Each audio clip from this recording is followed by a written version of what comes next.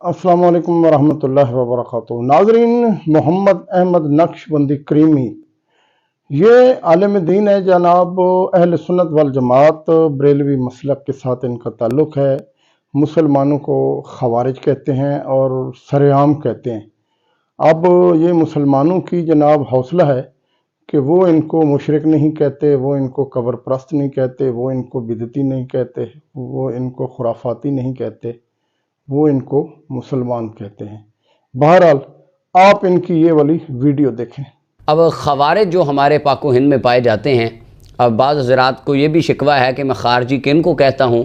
अच्छा, मैं जिनको ख़वारिज कहता हूँ उन पर मैं अलग कभी गुफ्तगू करूँगा, जिस तरह राफ़ज़ियों पर की कि राफ़ज़ी कौन है, इस तरह मैं इंशाअल्लाह करीब अर्ज़ करूँगा कि ख़ारजी कौन है। ख़वारिज का ग्रोह कहता है नहीं, ये जो हज़रत सैयद अब्दुल कादिर जिलानी ने वो बारात निकाली थी ना, बेड़ा निकाला था पानी से, ये हो ही नहीं सकता। वो कहते हैं नहीं, ऐसा मुमकिन ही नहीं है। सबसे पहले तो आप वाक़या सुन लीजिए और बाद में मैं अल्लाह के कुरान की रोशनी में ये अर्ज़ करता हूँ कि इसकी हकीकत क्या है, क्या ये मुमकिन नहीं है। वाक़या कुछ यूँ था कि हज़रत सैयदना अब्दुल कादिर जिलानी रज़ी अल्लाह तआला, और इस वाक़े को शेख शहाबुद्दीन सुहरवर्दी रहमतुल्लाह अलैह आप खुलासतुल क़ादरिया के अंदर लिखते हैं। बस यही एक मोतबर हवाला है कि हज़रत शेख शहाबुद्दीन सुहरवर्दी ने इसको लिखा कि महबूब सुबहानी रहमतुल्लाह अलैह एक दिन दरिया के किनारे आए, आपके कुछ गुलाम साथ थे। एक बुढ़िया वहाँ पर गिरियाजारी कर रही थी। आपने फरमाया इसको क्या है? तो मुरीदों ने अर्ज़ की कि हुजूर इसका एक बेटा था, जवान बेटा, उसकी बारात इस इलाके को गई थी और बारात वापसी पर डूब गई। वो सारे लोग फौत हो गए, मर गए, पानी के अंदर डूब के गर्क हो गई बारात। ये रोज़ाना आके साहिल समंदर पर गिरियाजारी करती है। अब यहाँ पर वो इल्मी किताबी कहने लगा कि देखो ये कैसी माँ थी जो अपने बेटे की बारात के साथ ही नहीं गई, वो ये घर क्यों रही? तो इसके बारे में अर्ज़ ये है कि पिछले 1200 साल से ये रवाज चला आ रहा है और आज 2020 के अंदर जो मैं बात कर रहा हूँ, हमारे पाकिस्तान के बेशतर इलाके ऐसे हैं, गांव ऐसे हैं, उनके अंदर बेशुमार कौमें ऐसी हैं, ज़ातें ऐसी हैं, कुछ ख़ानदान हैं जिनके अंदर आज भी ये रस्म है कि उनकी माएँ और बहनें, दूल्हे की माँ और बहनें बारात के साथ नहीं जाती। जैसा कि हमारे इधर इलाके में एक मेऊ ज़ात है, वहाँ का एक साथी मुझे बता रहा था, हमारे अंदर यह अभी भी रिवाज है। अगर मेरी बारात है, शादी है, मेरी माँ और मेरी बहनें बारात के साथ नहीं जाएंगी, उनके अंदर ये रिवाज है। तो इसलिए तब भी ये रवाज था, ख़वातीन बारातों के साथ नहीं जाया करती थी। अब 2020 में पैदा होने वाले बर्गर को क्या पता हो कि ये क्या रवाज था, कि कितनी शर्म हया थी उस वक़्त। तो हज़रत गौस पाक रज़ी अल्लाह तआला ने उस वक़्त फिर दुआ की, अल्लाह तू वो अल्लाह है जिसने ईसा अलैहिस्सलाम के दुआ से मुर्दे ज़िंदा कर दी। अल्लाह तेरे आगे तो कोई मुश्किल नहीं, तो कौन फरमाए कायनात बन जाए। तो या अल्लाह तू उस तमाम बारातियों को दोबारा ज़िंदा फरमा दे। तो अल्लाह ताला ने उनकी दुआ से उन्हें ज़िंदा कर दिया, वो दोबारा ज़िंदा हुए और वापस आ गए। वो अब लोग कहते हैं ना जी ना, ये तो हो ही नहीं, खारजी कहते हैं ये हो ही नहीं सकता, ऐसा मुमकिन ही नहीं है। मैं ये भी अर्ज़ करूँ, ये मसला कोई इत्क़ादी मसला नहीं है कि जो बंदा इस करामत को ना मानेगा हम कहेंगे ये मुसलमान ही नहीं है, यूँ ही नहीं, ये कोई इत्क़ाद, लेकिन एक मुमकिनात में से ये मसला ज़रूर है। अल्लाह ताला के कुरान की रोशनी में देखिए क्या ये मुमकिन नहीं है। अल्लाह ताला कुरान करीम में इरशाद फरमाते हैं, जनाब उज़ैर अलैहिस्सलाम एक जगह पर गए, आपको नींद आई, सो गए, 100 साल आप सोए रहे। जब उठे तो रब्बे ज़ुल जलाल ने फरमाया क़ाल कम लबिस्त, फरमाया कितनी देर ठहरा, कितनी देर गुजरी? अर्ज़ की इलाही 1 दिन या 2 दिन या आधा दिन, बस इतना अरसा गुजरा है। रब्बे ज़ुल जलाल ने फरमाया नहीं, तुझे 100 साल गुजर गया है। अल्लाह ताला ने फरमाया वन्ज़ुर इला हिमारिक, अपने गधे की तरफ देख, उनका साथ गधा था। फरमाया अपने गधे की तरफ देख, वलिनजअलका आयतल लिन्नासी वन्ज़ुर इलल इज़ामि कैफ़ नुनशिज़ुहा सुम्मा नक्सूहा लहमा। अपने गधे की तरफ देख, आपने गधे की तरफ निगाह फरमाई, देखा उस गधे की बोसीदा हड्डियां दोबारा बनी, उन पर दोबारा गोश्त चढ़ा, फिर खाल आई, वो उठ के खड़ा हो गया। 100 साल से मरा हुआ गधा जनाब उज़ैर अलैहिस्सलाम की आंखों के सामने रब ने उठा के खड़ा कर दिया और फरमाया देख वलिनजअलका आयतल लिन्नास, हम तुझे निशानी बनाएंगे लोगों के लिए कि 100 साल बाद अल्लाह ने आपको दोबारा ज़िंदा कर दिया। अब उज़ैर अलैहिस्सलाम का गधा 100 साल बाद रब के नबी की वजह से जिंदा हो जाए तो मान लेंगे, लेकिन रब के वली की दुआ से 4 बंदे जिंदा हो जाए, कहते नहीं नहीं हमने नहीं मानना, ये तो होता ही नहीं है। अल्लाह अकबर। अब कुरान का दूसरा वाक़या सुनिए। अल्लाह के नबी खलील जनाब इब्राहीम अलैहिस्सलाम अर्ज़ करते हैं, इलाही वइज़ क़ाल इब्राहीम रब्बि अरिनी कैफ़ तुह्यिल मौता, अर्ज़ की इलाही मुझे दिखा तो मुर्दों को कैसे ज़िंदा करता है। قال اولم تؤمن، رب ذوالجلال نے فرمایا پیارے ابراہیم کیا تجھے یقین نہیں ہے کہ میں مردوں کو زندہ کرتا ہوں؟ قال بلا، عرض کی یا اللہ کیوں نہیں، ولکن لیطمئن قلبی، لیکن میں چاہتا ہوں مجھے دلی طور پہ اطمینان آ جائے، میں اپنی آنکھوں سے دیکھوں کہ میرا اللہ مردوں کو کیسے زندہ کرتا ہے۔ تو رب ذوالجلال نے قرآن میں فرمایا قال فخذ اربعۃ من الطیر فصرهن الیک ثم اجعل علی کل جبل منہن جزءا ثم ادعهن یأتینک سعیا واعلم ان اللہ عزیز حکیم۔ فرمایا ابراہیم 4 جانور لے لو، ان جانوروں کے ٹکڑے کرو، کوئی ٹکڑا کہیں کوئی ٹکڑا، 4 پہاڑوں پہ مختلف ان جانوروں کو رکھ دو۔ جناب ابراہیم علیہ السلام نے 4 جانور لیے، انہیں ذبح کیا، ان کی جو سریاں تھیں آپ نے اپنے پاس رکھ لی، ایک جانور کو ایک پہاڑ پہ رکھا، ایک کو ایک پہاڑ پہ، ایک کو ایک پہ، ایک کو ایک، 4 پہاڑوں پہ جانور رکھ دیے۔ پھر آپ نے ان کو بلایا، وہ بغیر سر کے جانور دوڑتے ہوئے آپ کے پاس آئے اور اپنی گردنوں کے ساتھ لگ گئے۔ وہ مردہ جانور ابراہیم علیہ السلام کے بلانے سے زندہ ہو گئے۔ رب کا نبی بلائے تو جانور زندہ ہو جائیں، اگر رب کا ولی دعا کرے تو اللہ اپنے ولی کے لیے مردوں کو زندہ کر دے، کہیں گے نہیں ہم نے یہ نہیں ماننا، ایسا ہوتا ہی نہیں ہے۔ اللہ اکبر۔ اللہ تعالیٰ قرآن کریم میں ارشاد فرماتے موسیٰ علیہ السلام کا واقعہ، جناب موسیٰ علیہ السلام کے قوم کے اندر 2 بھتیجے تھے، انہوں نے اپنا چچا مال کے لیے قتل کر دیا۔ قتل کرنے کے بعد انہوں نے اس کو 2 بندوں میں الزام لگا دیا، وہ کہنے لگا حضور میں بے گناہ ہوں۔ فرمایا جاؤ تم گائے خرید کے لاؤ۔ سورہ بقرہ کے اندر بڑا مشہور واقعہ گائے کا، وہ گائے لینے گئے، وہ پھر پوچھتے رہے کیسی ہو، قرآن کریم میں تفصیل ہے اس کی۔ وہ لائے، گائے ذبح کی، گائے کے گوشت کا ٹکڑا اس مردے کو مارا۔ اللہ تعالیٰ نے اپنے نبی کی برکت سے ایک گائے کے گوشت کے ٹکڑے سے مردے کو زندہ کر دیا۔ اس نے اٹھو کے بتایا کہ یہ میرا قاتل نہیں ہے، میرے بھتیجے میرے قاتل ہیں، مردہ زندہ ہو گیا۔ گائے کے اور گائے کس کی تھی؟ ایک ولی کی تھی، وہ مفسرین نے تفصیل سے لکھا ہے اللہ کے ولی کی گائے کے گوشت کا ٹکڑا مردے کو لگ جائے تو رب کا قرآن کہتا ہے پھر بھی مردہ زندہ ہو جاتا ہے۔ یہاں تو رب کا ولی دعا کر رہا ہے تو مردہ کیوں زندہ نہیں ہو سکتا؟ لیکن خارجی کہیں گے نہیں، گائے کے گوشت سے مردہ زندہ ہونا مان لیں گے، پر 11ویں والے پیر کی دعا کو ہم نے نہیں ماننا۔ کیوں نہیں ماننا؟ مجھے سمجھ تب آئی جب رحمت کائنات کا فرمان پڑا، سرکار نے فرمایا جو میرے اللہ فرماتا ہے جو میرے ولی سے دشمنی کر لے میں اسے اعلان جنگ کر دیتا ہوں۔ وہ کسی نے کیا خوب کہا تھا، خدا جب دین لیتا ہے عقل بھی چھین لیتا ہے۔ یعنی قرآن کریم میں اس کے صریح دلائل، صریح واقعات موجود ہیں کہ اللہ تعالیٰ نے کتنے لوگوں کو زندہ کر دیا، نبیوں نے دعائیں کی، زندہ ہو گئے۔ گائے کے گوشت، ولی کی گائے کے گوشت کا ٹکڑا لگا، مردہ زندہ ہو گیا۔ اور یہاں تو ولی کی دعا تھی، کہیں گے نہیں یہاں نہیں ماننا، لیکن وہاں مان لیں گے کیونکہ ولیوں سے دشمنی ہے۔ آخری بات میں عرض کرتا چلوں، حضرت جناب حزقیل علیہ السلام یہ اللہ تعالیٰ کے ایک نبی تھے۔ قوم میں طاعون آ گیا، جو مالدار لوگ تھے وہ بھاگ گئے، غریب لوگ رہ گئے، مر گئے۔ تو وہ طاعون والے بچ کے آگے، بعد میں جو انہوں نے کہا بھئی یہ مالدار لوگ اچھے تھے، بھاگ گئے۔ اگلی مرتبہ سارے لوگ جب طاعون کی بیماری آئی، وبا، جس طرح کرونا ہے وبا آئی، وہ سارے غریب امیر سب شہر چھوڑ کے بھاگ گئے۔ جب شہر چھوڑ کے بھاگ کے دوسری بستی میں جا کے انہوں نے پناہ لے لی، وہاں پر اللہ کے حکم سے ایک فرشتے نے آ کے چیخ ماری، سارے مر گئے۔ اب وہ سارے مر گئے، جناب حزقیل علیہ السلام کا وہاں سے کئی سال بعد گزر ہوا تو دیکھا وہاں پر پہلے تو لاشیں تھیں، لاشیں گل سڑ گئیں، قوم کو بدبو آنے لگی، انہوں نے دیوار بنا دی، پھر ہزاروں کے حساب سے وہاں ڈھانچے تھے، اسکیلٹنز پڑے تھے ان کے۔ تو جناب حزقیل علیہ السلام جب ان کو دیکھا تو الم تر الی الذین خرجوا من دیارہم وہم الوف، اللہ فرماتا ہے وہ ہزاروں میں تھے، قرآن ہے۔ فقال لهم اللہ موتوا، اللہ نے ان کو فرمایا مر جاؤ، فرشتے نے چیخ ماری، وہ سارے مر گئے۔ ثم احیاہم، جناب حزقیل علیہ السلام نے دعا کی اللہ یہ اتنے زیادہ مر گئے، اللہ تو اپنی رحمت سے انہیں پھر زندہ کر دے۔ آپ نے دعا کی، وہ ہزاروں مردے اٹھ کے کھڑے ہو گئے، سارے دوبارہ، کھال دوبارہ آ گئی، چمڑا دوبارہ آ گیا، خون دوبارہ آ گیا، روحیں دوبارہ آ گئی، سارے زندہ ہو گئے۔ رب کے نبی دعا کرے ہزاروں مردے زندہ ہو جائیں تو رب کا ولی جو انبیاء کے نائبین ہیں وہ دعا کریں تو چند 50-60 آدمی زندہ ہو جائیں، کہیں گے نہیں ہم نے یہ تو ماننا ہی نہیں ہے کیونکہ یہ کہ لکھا ہی نہیں ہے۔ اب وہ خارجی کہنے لگا غوث پاک نے مردے زندہ کیے ہیں، یہ مجھے دکھاؤ قرآن میں کہاں لکھا ہے۔ اب غوث پاک آئے 500 سال بعد، وہ کہتے ہیں نہیں پھر بھی مجھے قرآن سے دکھاؤ، قرآن سے دکھاؤ۔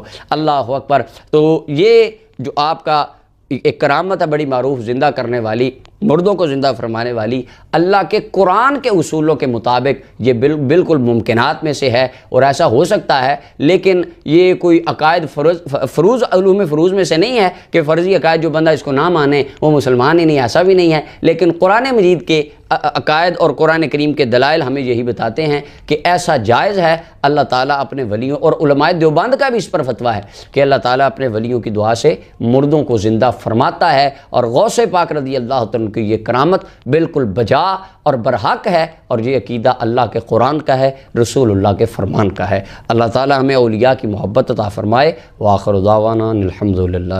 جی ناظرین محترم، آپ نے کریمی صاحب کی یہ ویڈیو دیکھی ہے۔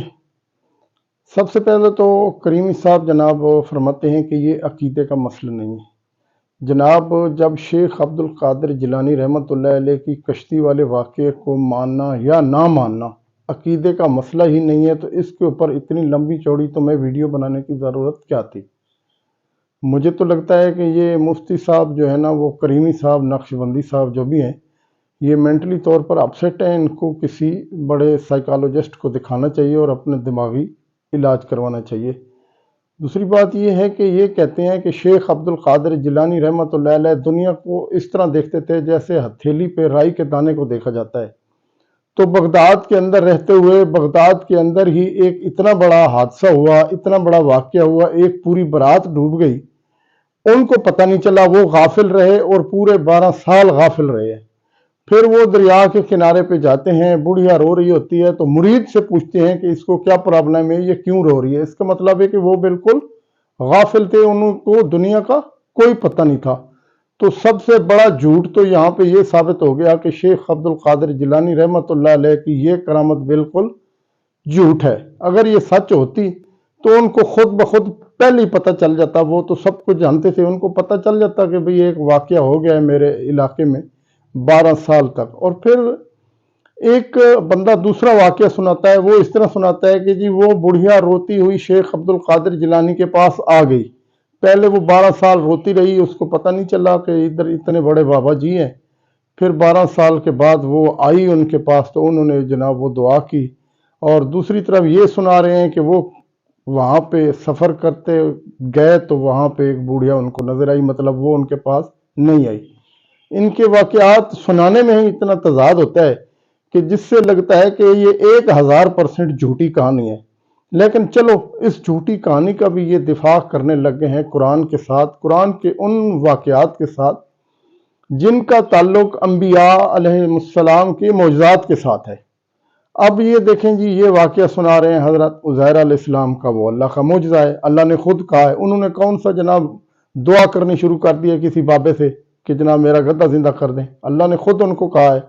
آگے حضرت ابراہیم علیہ السلام کا واقعہ سنا رہے ہیں، وہ بھی اللہ خود ان کو کہہ رہا ہے کہ پرندے ذبح کرو، اس طرح اللہ ان کو حکم دے رہا ہے۔ یہاں پہ بھی ان کی یہ دلیل جو ہے نا فٹ نہیں بیٹھتی ہے۔ اس کے بعد سورۃ بقرہ والا واقعہ سنا رہے ہیں، وہ بھی اللہ کے ولی والا واقعہ جناب فٹ کرنے کی کوشش کر رہے ہیں زبردستی۔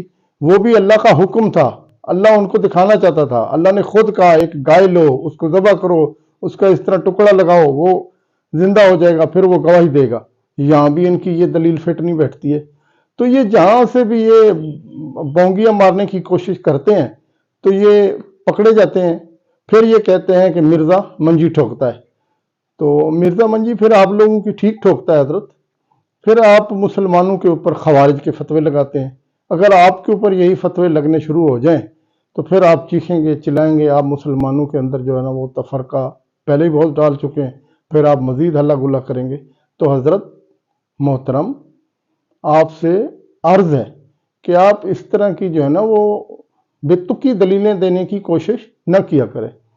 ابھی آپ دیکھیں انجینئر محمد علی مرزا صاحب کی یہ ویڈیو قرآن اور حدیث کے مطابق، جس کو کہتے ہیں دلائل، جس کو دل بھی مانتا ہے کہ وہ حق بات کرنے کی کوشش کر رہے ہیں۔ آپ مرزا صاحب کی یہ ویڈیو دیکھیں۔ شیخ عبد القادر جیلانی رحمۃ اللہ علیہ نے ایک ڈوبی ہوئی بارات جو ہے وہ مرنے کے اتنے سال بعد زندہ کر دی تھی۔ اللہ کے بندو توبہ کرو، قرآن پاک میں سورہ انبیاء کا پہلا رکوع ہے، 17واں پارہ پہلا صفحہ ہے۔ نبی صلی اللہ علیہ وآلہ وسلم کو کافر کہتے تھے، تم ہمیں یہ کہتے ہو نا اگلے نبیوں کے یہ معجزے کہ مردہ زندہ کرتے تھے، تم ہمیں مردہ زندہ کر کے بتاؤ۔ پھر نبی مانیں گے. تو اللہ تعالیٰ نے فرمایا کہ ان سے فرما دو کہ معجزات اللہ کے پاس ہے, وہ کوئی معجزہ اس قسم کا نہیں. نبی صلی اللہ علیہ وسلم نے بھی کوئی مردہ نہیں کبھی زندہ کیا. حضرت عیسیٰ علیہ السلام کا قرآن میں ذکر آتا ہے کیونکہ ان کا معجزہ وہ تھا, ہمارے نبی کا معجزہ قرآن ہے, جیسا کہ موسیٰ علیہ السلام کا معجزہ عصا تھا. ویسے آپ صلی اللہ علیہ وسلم کے بہت معجزات ہیں بخاری مسلم میں, کہ مبارک انگلیوں سے پانی کے چشمے جاری ہو گئے, مبارک دعا سے چاند 2 ٹکڑے ہو گیا, مبارک پسینے سے خوشبو آتی تھی. یہ معجزات ہیں, مردہ زندہ کرنے والا نہیں ہے. تو یہ بعد کے لوگوں کے بارے میں آپ کلیم کر رہے ہیں کہ انہوں نے مردے زندہ کیے ہیں. آج بھی لیں کسی کو جو کہتا ہے نا مردہ زندہ کر سکتا ہے, تو ہم اسے شہید کر دیتے ہیں, اس کی اجازت سے وہ اپنے آپ کو زندہ کر کے بتائے. حضرت عیسیٰ نے بھی جو مردے زندہ کیے ہیں نا, وہ یہ نہیں تھے کہ وہ قبر سے نکال کے چلنا پھرنا شروع کر دیتے تھے. صرف اس وقت چونکہ طب بڑے زور پہ تھی, میڈیکل, تو اللہ تعالیٰ نے ان کی میڈیکل کو فیل کیا کہ کوئی ڈاکٹر کسی مردے کو نہیں زندہ کر سکتا. اللہ نے آیا ہوں میرا نبی اے جیڑا مردہ زندہ کرے گا, اور وہ صرف اتنا ہوتا تھا, قبر پہ گئے مردے کو زندہ کیا, وہ مردہ کہتا تھا کہ حضرت عیسیٰ اللہ کے نبی, واپس چلا جاتا تھا, بس اس سے زیادہ نہیں تھا زندہ ہوتا نا. سورۃ الانبیاء کی آیت نمبر 95 ہے, جو ایک دفعہ دنیا سے چلا گیا وہ واپس نہیں آ سکتا, ناٹ ایٹ آل. گیا دنیا میں واپس نہیں آ سکتا. اگر یہ بات ہوتی تو حضرت فاطمہ روتی روتی فوت کیوں ہوگی 6 مہینے کے اندر, کہ میں اپنے باپ کا چہرہ اب دوبارہ نہیں دیکھ سکوں گی. حضرت عائشہ حضور کی لاڈلی ترین بیوی, نبی علیہ السلام کی وفات کے بعد 47 سال تک زندہ رہی ہیں, اور کدھر زندہ رہی ہیں؟ اسی قبر والے حجرے کے 7 کمرے میں. میں کہتا ہوں کوئی ایک روایت دکھا دیں کہ انہوں نے نبی علیہ السلام کی کبھی زیارت کی ہو قبر کے اوپر. آج لوگ کہتے ہیں ہمارے گھر میں آ جاتے ہیں, کوڑ مارنے چھڑ دو اللہ سے بندے ہو, جھوٹ.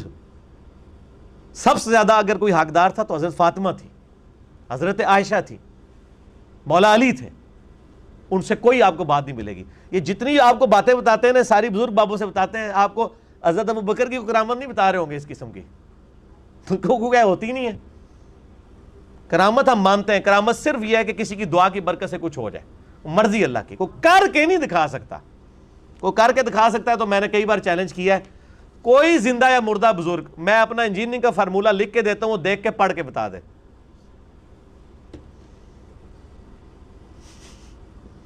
وہ جن کو چیلنج دے رہے ہوتے ہیں وہ کہتے ہیں نہیں یار نہیں پڑھ سکتے ہو. اللہ تو پڑھ سکتا ہے نا, میں اگر کوئی فارمولہ لکھوں اللہ تو پڑھ سکتا ہے نا. اگر آپ مانتے ہیں کہ اللہ ان کو پڑھاتا ہے, اللہ ان کو سب کچھ دے, اللہ دیتا ہے, تو پڑھن نہ پھر.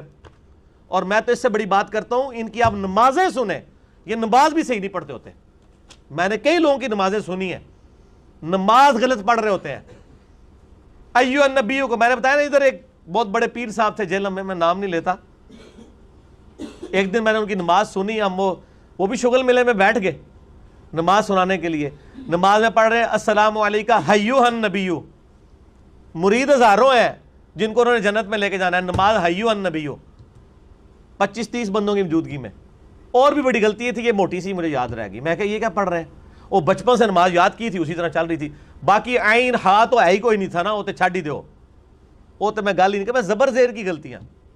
ایھا النبیو, اور یہ وہ ہیں جو کہہ رہے ہیں اسی جناب تہاڈا بیڑا تار دینا, نماز نہیں آتی, دعوے ہیں.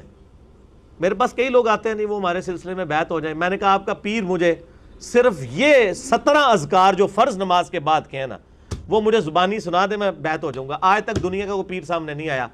17 اذکار ہیں فرض نماز کے بعد. لوگوں کو کتنے آتے ہیں, 4 یا 5, آیت الکرسی, تسبیح فاطمہ, اللہ اکبر, استغفر اللہ, اللہم انت السلام. تہاڈی تے گنتی مک جانی ہے 5 تو بعد.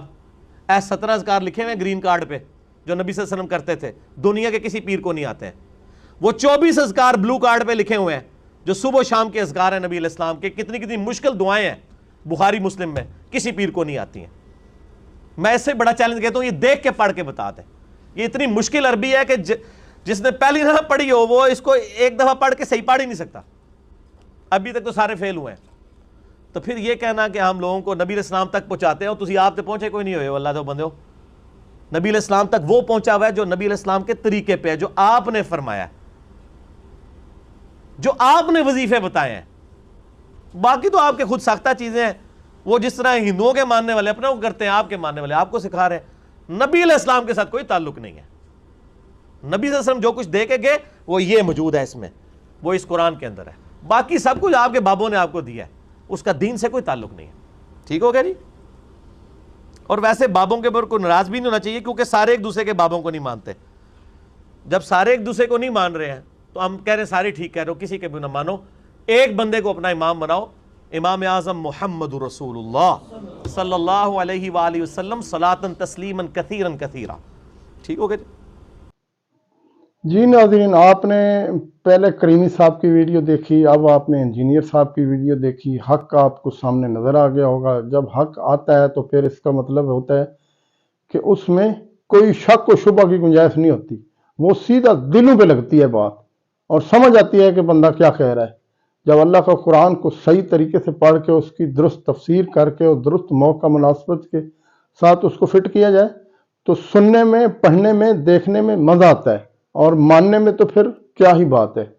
اب آپ نے کریمی صاحب کی بھی باتیں سنی. کریمی صاحب نے تو بس وہ زبردستی ایک واقعے کو سچا ثابت کرنی ہے. قرآن کی وہ دلیلیں اٹھا کے لائے جو پیغمبروں کے معجزات ہیں، جو یہاں پہ بیٹھتے ہی نہیں ہیں. ہاں، وہ اگر کہتے کہ قرآن میں فلاں جگہ پہ یہ لکھا ہوا ہے، شیخ عبد القادر جیلانی صاحب نے بیڑا تار دیا تھا، تو پھر تو خیر ہم نہ مانتے تو کافر ہو جاتے، پھر خوارج بھی ہم ہو جاتے. لیکن چلو، کریمی صاحب کی ویڈیو آپ نے دیکھی، انجینئر صاحب کی دیکھی. اب آپ نے انالائز خود کرنا ہے. خود کرنے کے بعد آپ نے کمنٹس میں بتانا ہے کہ جی ان میں سے حق پر کون ہے. اور یہ آپ کی مہربانی ہوتی ہے کہ جب آپ کمنٹس کر کے بتاتے ہیں تو ہمیں حوصلہ افزائی ہو جاتی ہے. اس کا انالائز ہم کر لیتے ہیں، اس کا ریشو نکال لیتے ہیں کہ جناب حق کے ساتھ کتنے % لوگ کھڑے ہیں، تو جس سے ہمیں مزید جو ہے نا وہ تقویت ملتی ہے، ہمیں ویڈیو بنانے میں آسانی ہوتی ہے. پھر حق و سچ ڈالنے میں، ویڈیو چڑھانے میں ہمیں بھی تھوڑا سا حوصلہ مل جاتا ہے. آپ کا شکریہ. اللہ آپ کا حامی و ناصر ہو. السلام علیکم ورحمۃ اللہ وبرکاتہ.